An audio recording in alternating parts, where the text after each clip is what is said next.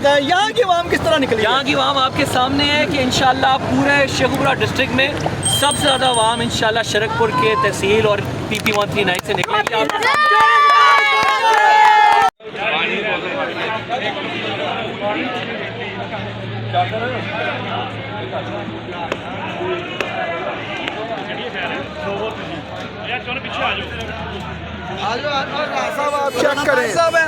सबसे बड़ी बात करते हैं, आज आपके जो लीडर है वो पाकिस्तान आ चुके हैं, आज आपके वर्कर्स का जो चार्ज का लेवल क्या है बताएं जरा। आप खुद देख सकते हैं कि कितना जोशो जज्बा खुशी का दिन आज पाकिस्तान में है। पूरे पंजाब में ख़ास तौर पे हमारे हल्के में अपने लीडर के साथ जो मोहब्बत का इजहार है वो आज पूरा पाकिस्तान करेगा और ख़ास तौर पे शेखुपुरा और NA 114 139 के बारे में बताएं यहाँ की आवाम किस तरह निकली? यहाँ की आवाम आपके सामने है कि इंशाल्लाह पूरे शेखुपुरा डिस्ट्रिक्ट में सबसे ज़्यादा आवाम इंशाल्लाह शरकपुर के तहसील और PP 139 से निकलेगी।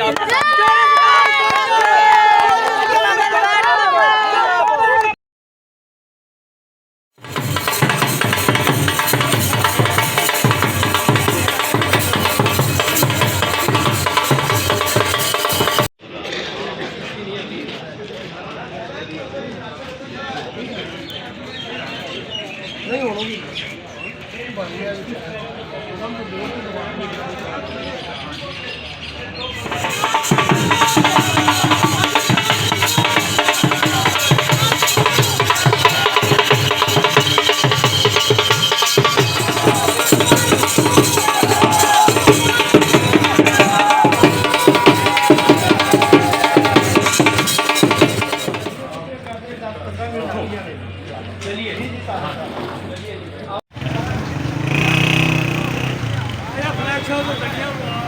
किनू देनी है किनू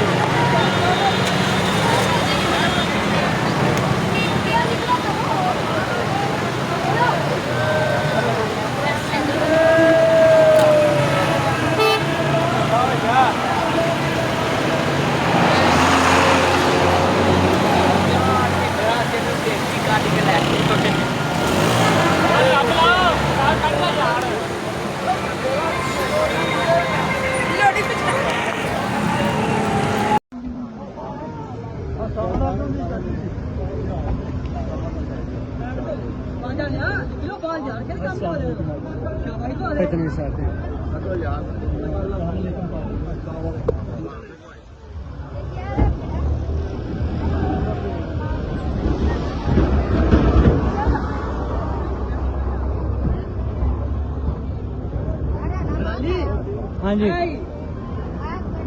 वो